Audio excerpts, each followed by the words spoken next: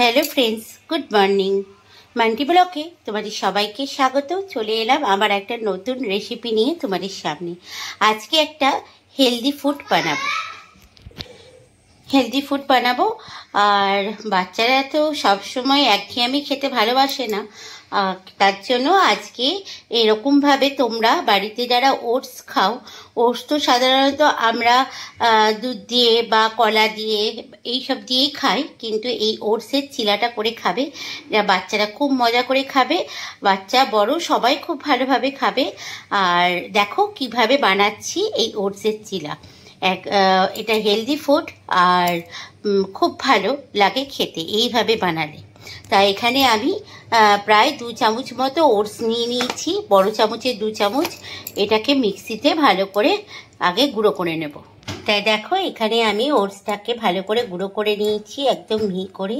এবার যে কেটে রাখা সবজিগুলো আছে এক এক করে সব আমি এই ওটসের মধ্যে দিয়ে দেব। গাজর, বিনস, কারণ বাচ্চারা তো সবজি এমনি খেতে চায় না, কিন্তু এইভাবে বানিয়ে দিলে দেখবে ওরা খুব মজা করে খাবে।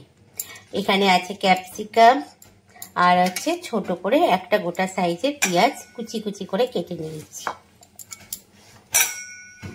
এর মধ্যে তোমরা একটুখানি বেসনও ইউজ করতে পারো।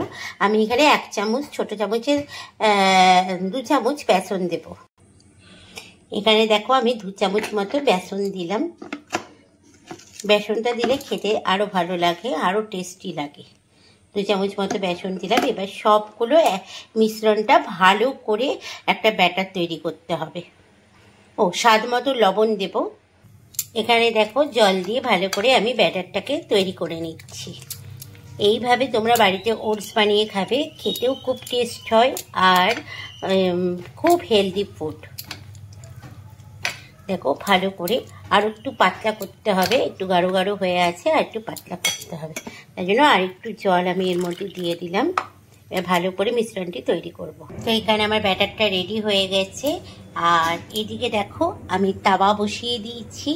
তাওয়ার মধ্যে এবার অল্প অল্প করে ব্যাটারটা দিব। তো দেখো ব্যাটারটা আমার তাওয়ার মধ্যে এইভাবে আমি একটু করে আমি এই সানমাইকা দিয়ে একটু এরকমভাবে ছড়িয়ে দিলাম। এবার এক পিসটা ভালো করে সেঁকা হয়ে গেলে হালকা একটু তেল ইউজ করব। এটাতে বেশি তেল ইউজ হয় না, সাদা তেল হালকা উপর থেকে দেব।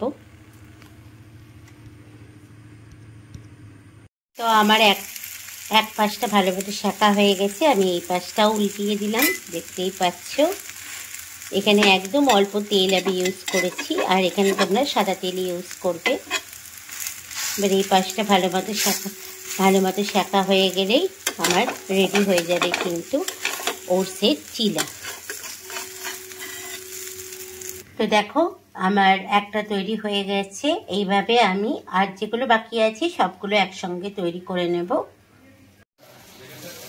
তো রেডি হয়ে গেছে আমার ওটসের চিলা। তাহলে এই রেসিপিটা তোমাদের কেমন লাগলো অতি অবশ্যই কিন্তু কমেন্টস করে জানাবে। ভালো লাগলে লাইক করবে, আর যারা আমার নতুন বন্ধু তারা কিন্তু চ্যানেলটা সাবস্ক্রাইব করে দেবে। তাহলে এরকম অনেক নতুন নতুন রেসিপি তোমরা দেখতে পাবে। তাহলে আজকের মতো এখানেই রাখছি। দেখা হচ্ছে আবার একটা নেক্সট ভিডিওতে তোমাদের সঙ্গে। সবাই ভালো থাকবে, সুস্থ থাকবে।